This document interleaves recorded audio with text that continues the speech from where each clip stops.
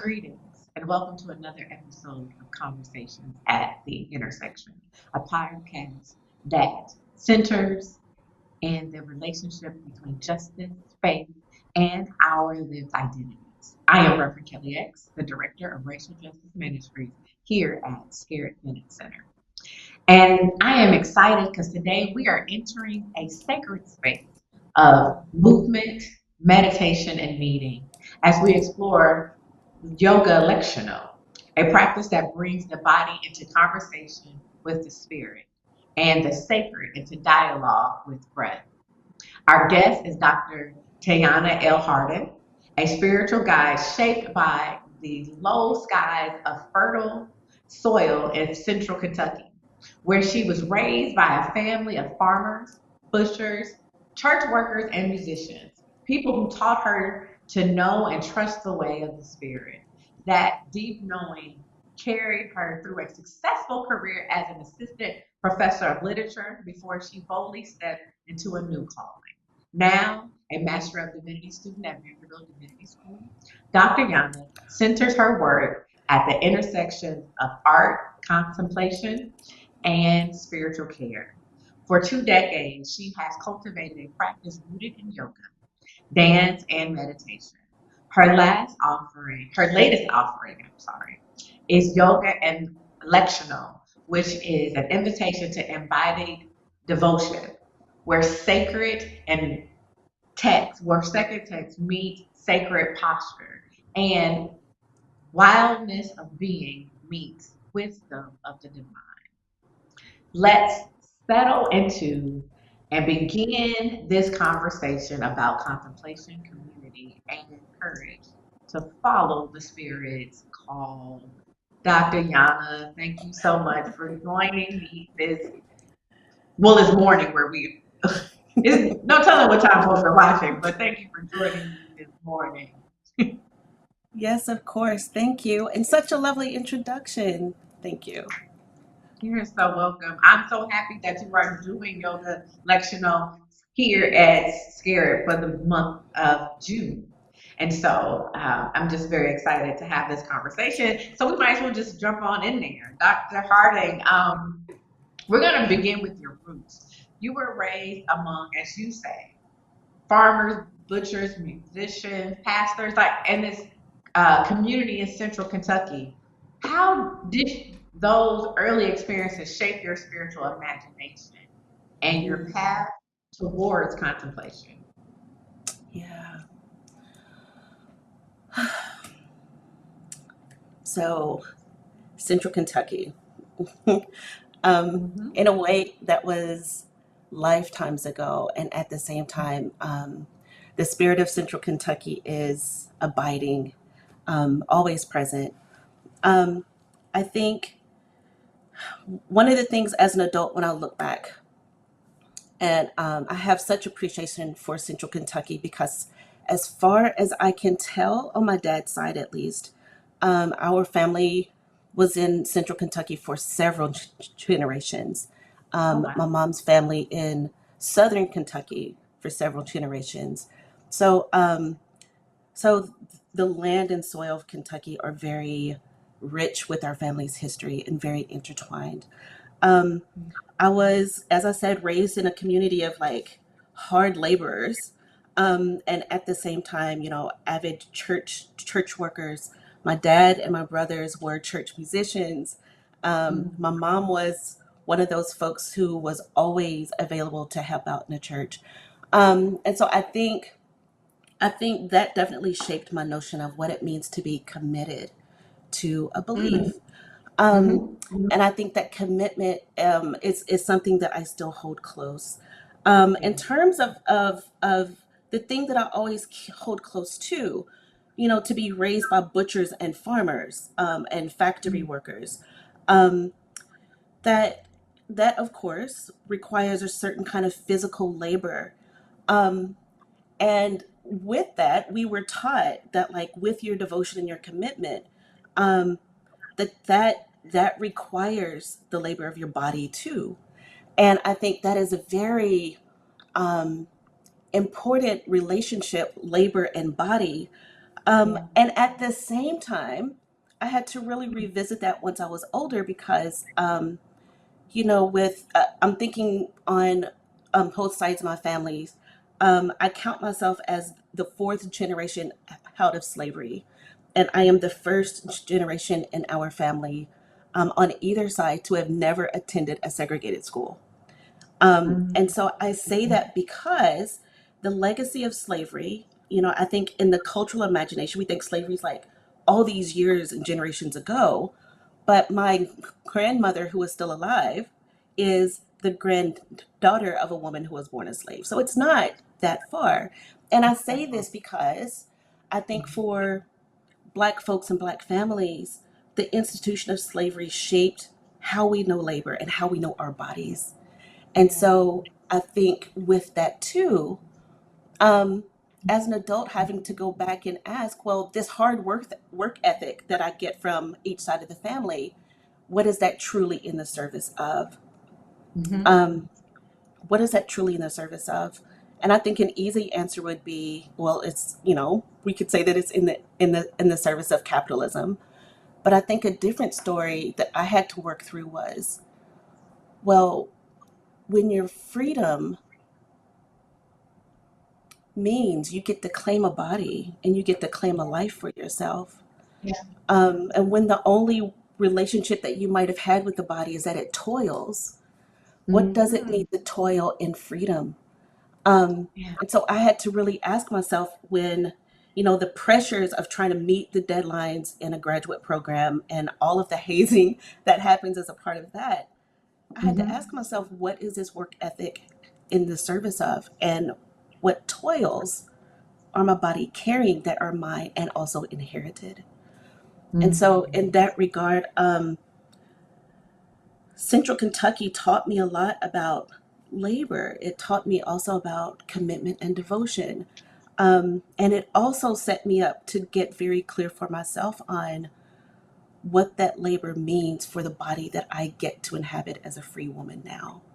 Yeah. Um, and so all of that, Central Kentucky.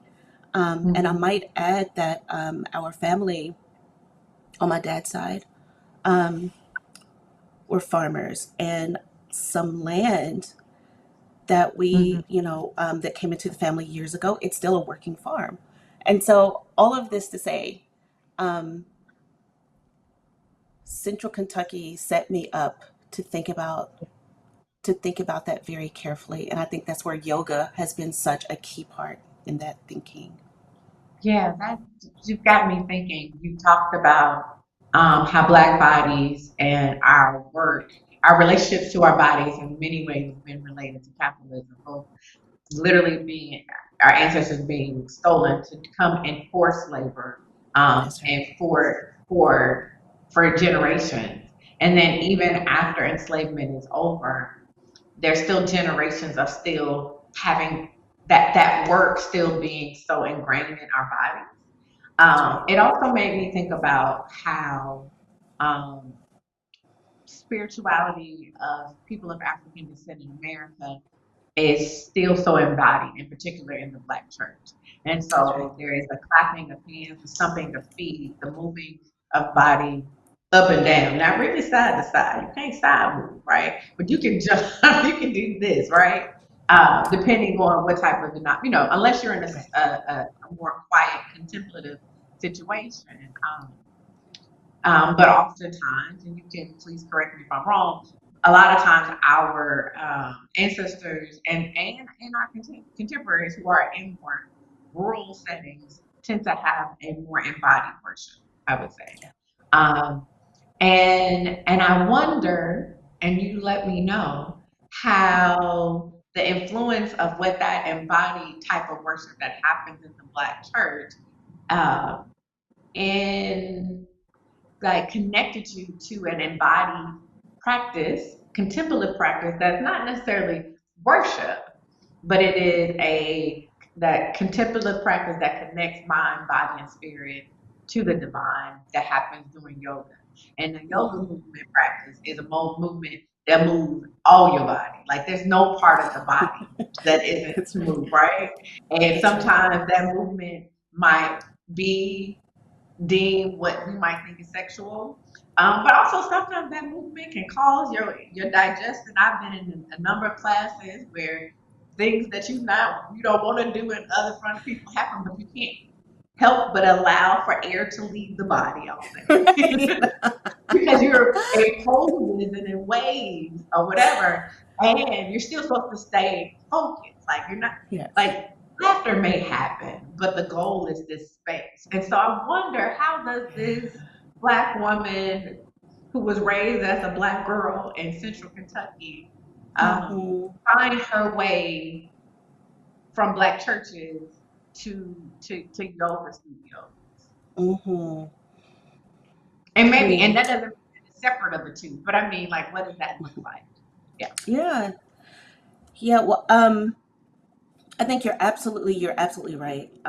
That embodied quality of Black worship was definitely something that I experienced as a child. I was actually raised in the holiness tradition, um, and so embodied ecstatic praise was like the way. It was Okay. absolutely um, the way.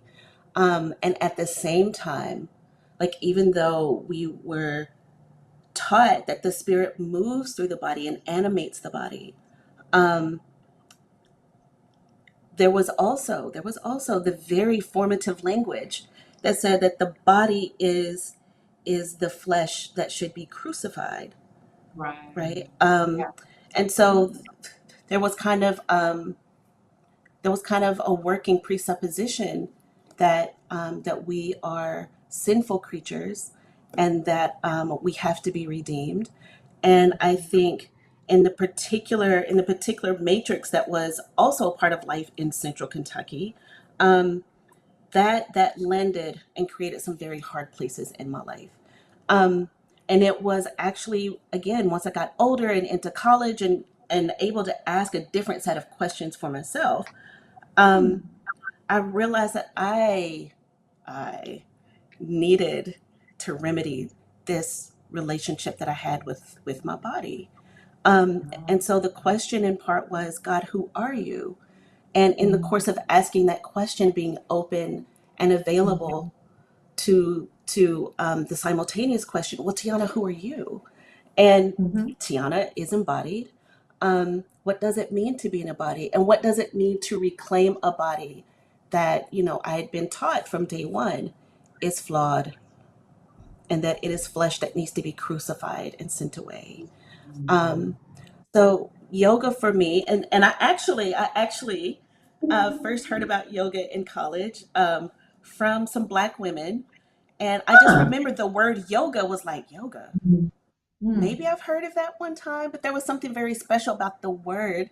So Mm. I listened, but it wasn't until I was working on my master's in Black Studies, where one of the Black women professors who taught spirituality and religion um, introduced me to yoga for real. Because I was searching at that time, how do I remedy this relationship with my body? Um, and she introduced me to yoga and to dance as a way of saying that this body is precious and that when we Mm. give it time and when we allow ourselves to be with it, to build communion with it, then Yeah. we get to know ourselves in the spirit in a whole different way. And Mm-hmm. so that was the first time in my life I had been invited to be still, like truly to be still Okay. and to take stock um, of what was happening in the body. And so it's not lost on me that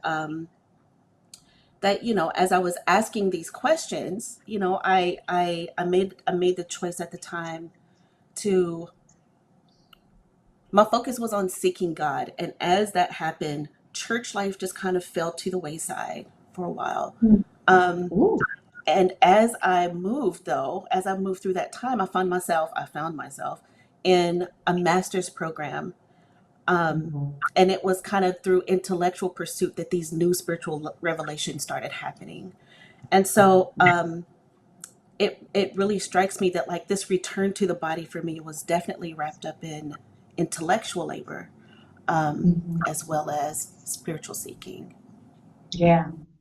That's good. That's good. Intellectual labor. I don't, well, one, we don't think about our brain being a part of our body. That's right. You're We absolutely do. right.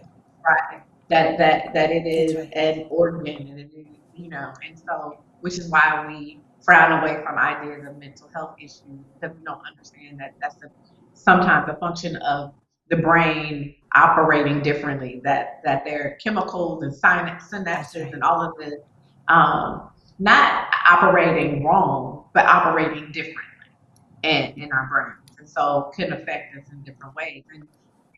And what I hear as you talk about like your that intellectual labor connecting you to spirituality, well, it makes me really think about the work that you're wanting to do this summer Yes. and the yoga. Is it yoga plus lectional? Is that a plus sign? I want to make sure, or is it I've been, yoga yeah, and lectional? I've been calling it Yoga Letcio. Just yoga Lexio, but the plus sign is just for us to see That's in right. our spirit. Yes, Okay, all that's right. right. Yoga Lexio. Yes. Um, and so what I this is a when we think of yoga, or we think of just any physical activity, we only think about the physical things, right? But you are also blending in spiritual texts. Some texts that are biblical, some texts that are poetic, some texts that are just uh, novel, just different texts Hmm. that have the potential of giving us divine um, knowledge in the Hmm. process of this. Why is it? What is it about this connection between the mind, body, spirit that really speaks to you, and what led you to put these two? And to be honest, I want to make sure I'm clear for those who are watching that um, Lectio Divina is a spiritual practice that often shows up in the Catholic Church, where there's a special reading of the biblical text that you read it. I think it's like 5 or 6 times, and each time you read it, you're given a question that you're supposed to be listening for the answer to as the text is read aloud, and you write, and then the space to write in there, and to the answers of the question, what is the feeling, what is the movement? They're different things, and so to take that contemplative way of reading the biblical text, added to a contemplative physical movement together of having this mind, body, and spirit connection. Um, what made you connect the two of those for you? Hmm. Um,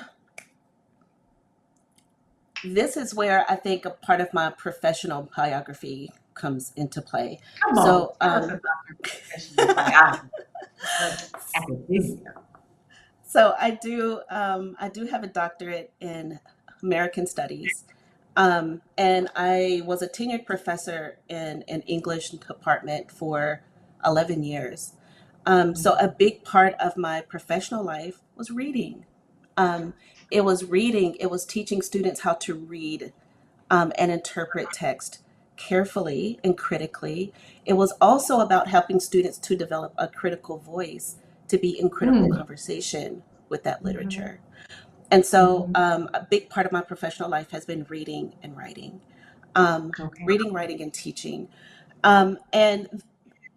And the one thing about literature that is so special to me, that is so special to me, is it strikes me how a piece of literature can literally call a community into being, right? So we can start out, let's just say, for instance, I have this book. We start out with a book, right? And it's just a Mhm. book. It's just a book. But then, and this language might be familiar to us, right? Where two or three are gathered, all of a Yeah, yeah. sudden, this book isn't just a book. It becomes something sacred by virtue of the attention and the care that we give to it and the time that we give to it. And so Mm. when we all commit to spending time together with this thing, then our Yeah. community, the bonds are forged and are strengthened. And Mhm. so that's something that I have found, where even though we might call a classroom a secular space, spiritual work Mhm. can happen there. And that is something that I really called in as a professor. So that part of me that loves literature, that part of me that knows that literature can do a thing and can help humans to do a thing together, and to have a particular spiritual encounter together. Mm. That is still something that is at the forefront of how Yeah. I think, the contribution that I can make. And Yeah. and for me, a big part of moving through my professional life, um, the spirit made it very clear to me, very clear to me when I was working on my doctorate, that your intellectual work is your spiritual work. And Yeah. so when I devoted intellectual work, then all of a sudden spirit would just keep showing up. And as that Mhm. was happening, I was also creating and nourishing and nurturing a yoga practice. So there was this really fascinating thing that I experienced in grad school, the intellect meeting with the body, meeting with the spirit. And so Mhm. um, and so now, even though I am not a professor in the classroom, that love of literature and what literature can do is still a part of me. Um, Yeah. this the desire to move and to let our movement, to return to something that you said earlier, that yoga may not necessarily be worship until it is, until we do Mhm. let our time in communion with our body be a way to soften the edges so that the spirit can get to us. Right. And not even so the spirit can get to us, so that we can be available to the spirit that is always present. Um, Right. that is something that I wondered, how can we let these two things live together? And it's been an idea that I've had for years. Mhm. And it just happens that this summer I was like, you know what? Maybe this is a good time to see what what can happen, because I think too that that even though we may use a piece of literature as a part of the Yoga Letcio praxis, um, Mhm. I think that there is a moment, or there's at least potential for a moment, such that even though our contemplation may be on this text, and even though we're moving our bodies to let that text land and have its way in our body, I think there is a moment when it flips, where we become the sacred text, that we become worthy of our time and attention.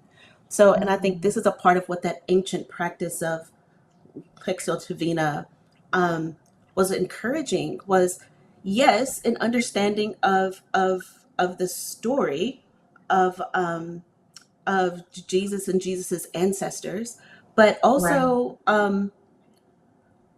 it's also though about being available to the to again being available to the revelation of God, and that in Yeah. that moment of revelation, that revelation can like shine its light on us, so that we become a part of that sacred consideration as well. I love that. You said two things for me, Okay. and about sacred text. Both that sacred text is some that any text becomes sacred when the community takes a concerted effort to like focus on it. And it That's right. is, and I think about that both as literature, um, in particular, like one of my sacred texts is beloved. Like Yes. it's just it is a sacred text for me. Yes.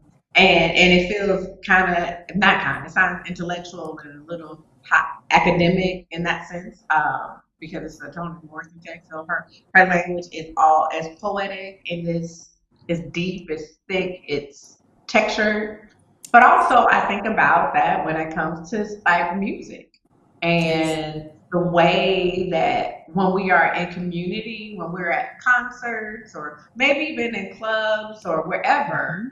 like that song from the club to the church, like the That's certain right. song, when we spend some time in that space for a moment and we decide to stay in the pocket or Yes. whatever, Yes. like it becomes a thing. And so what I'm wondering is how do you, in particular, because you are choosing text for Hmm. the lectio, yoga lectio.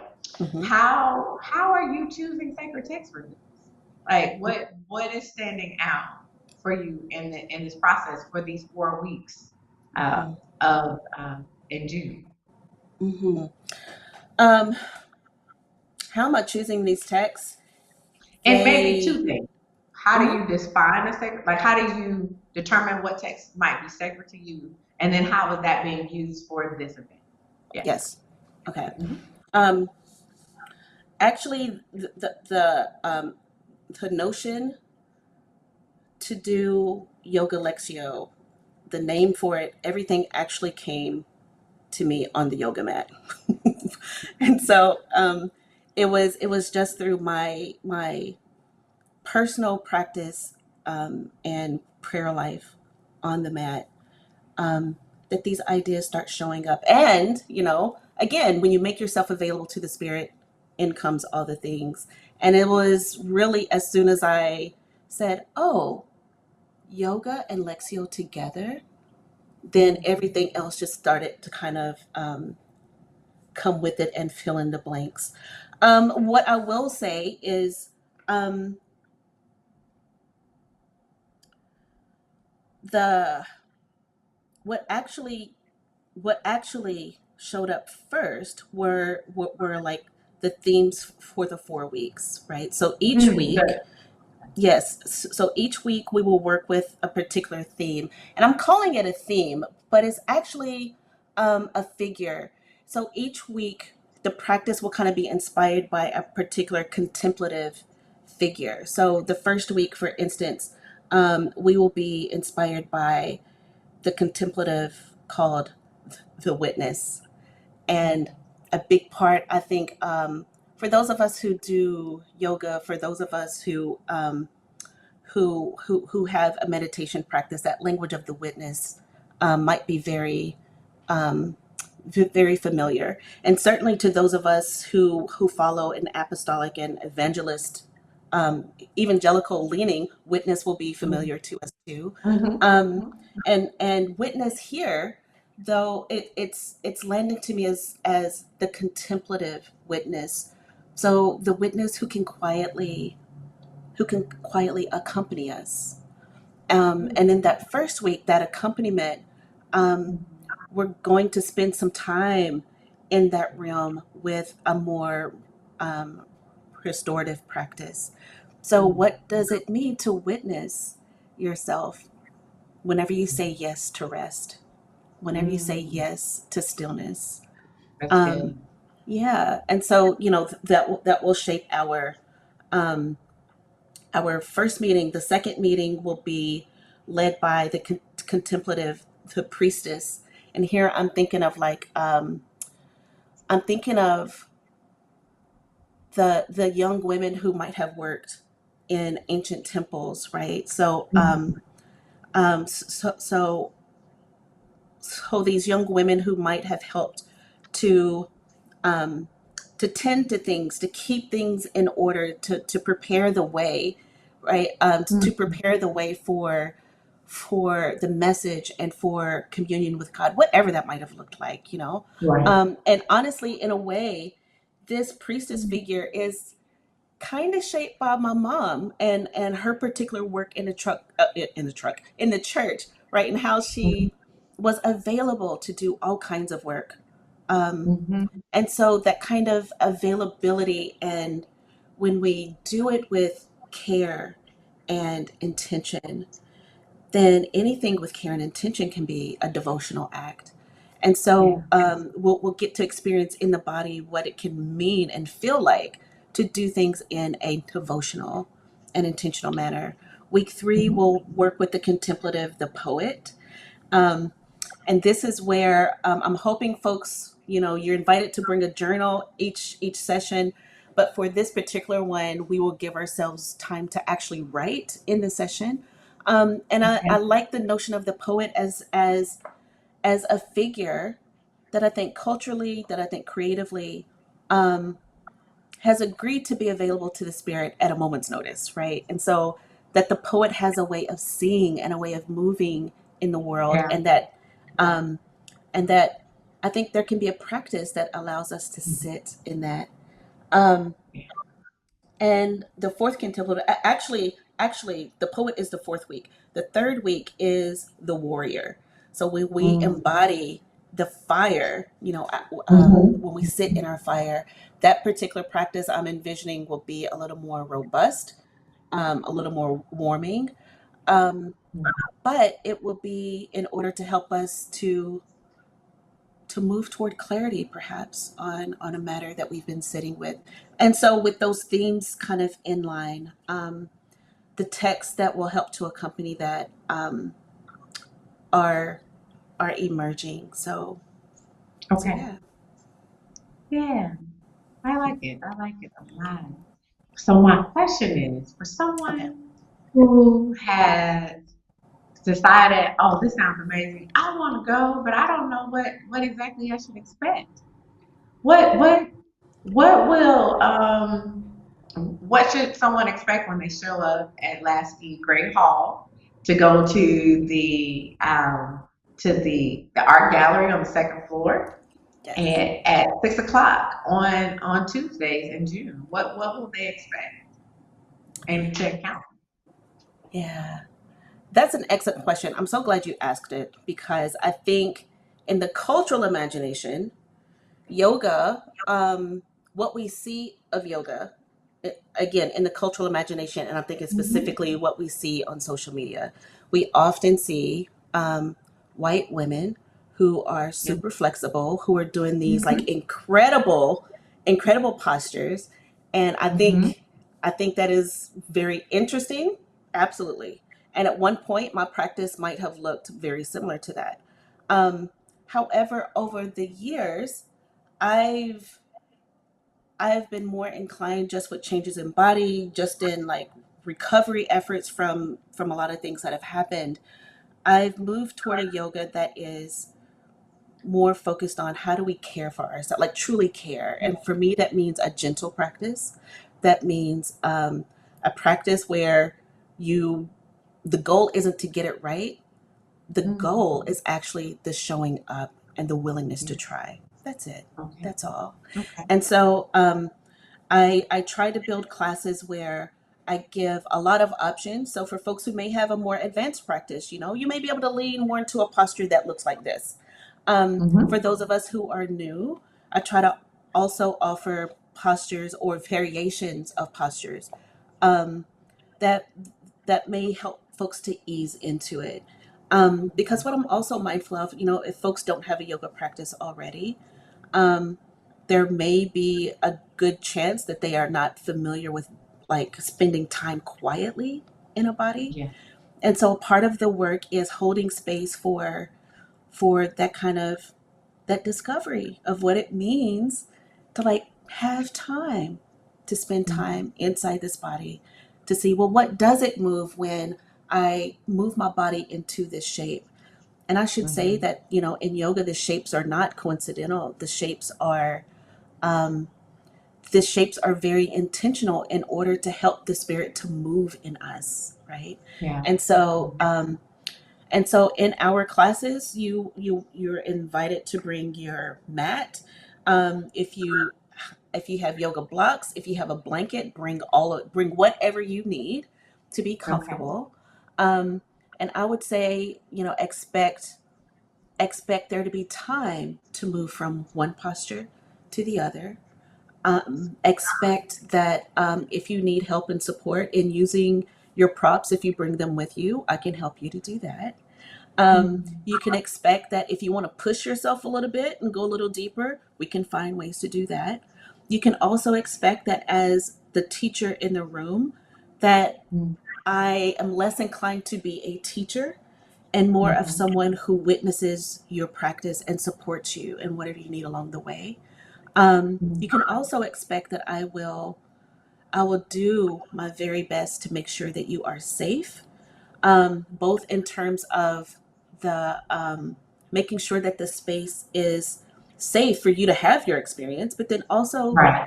that when it's necessary, that I can say, hey, I see something's happening here. Let me help you make an adjustment so that we keep Mm-hmm. your body safe, Right. and without injury. So those are some of the things that I would say that you can expect. Mm. Yeah. when we get together on Tuesday nights in June. That sounds so exciting and Good. fun and uh, stretching and literally like with your body, but also like what you can imagine that you can do. And sometimes you That's right.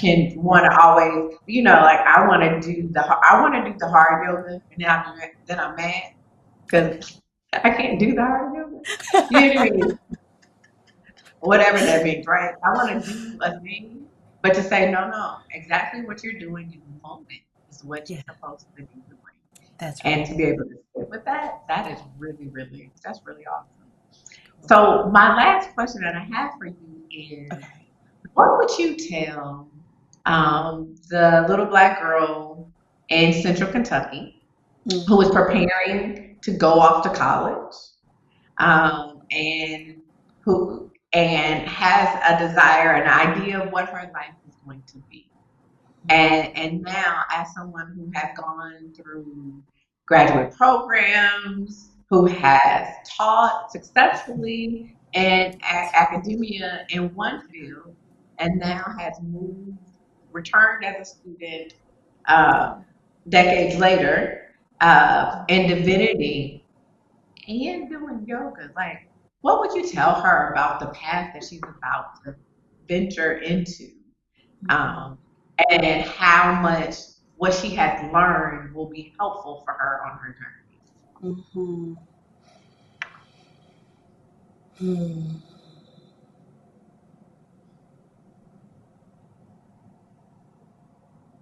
So I feel like I would tell her, actually, before I said anything, I would be compelled, as I typically am, to just hold her hands for a moment. Mhm. Um, to hold her hands for a moment, and I think just to say simply that Yeah. God is, that God Mhm. is. Um, and the more you can be willing to say yes, the more you will get to experience what God is for you.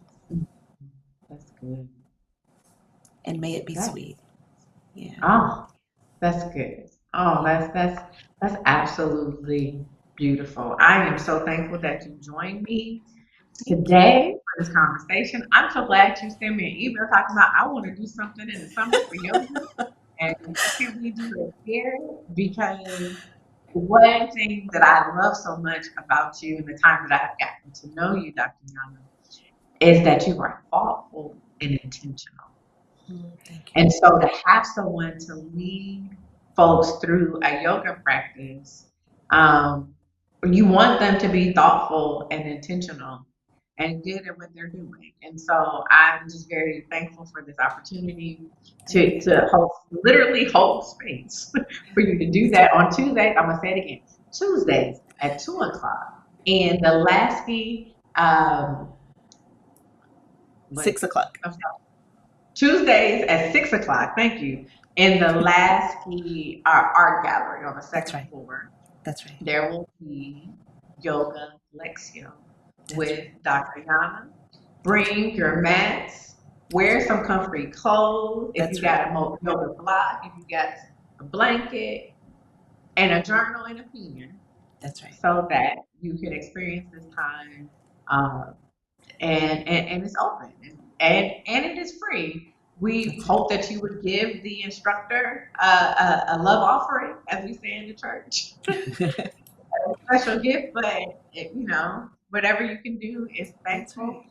Absolutely. and receive and everything. And so we just want to say thank you again. And I want to thank you Thank you. all for joining us for this moment, for this another episode of Conversations at the Intersection. And I look forward to talking to you all soon.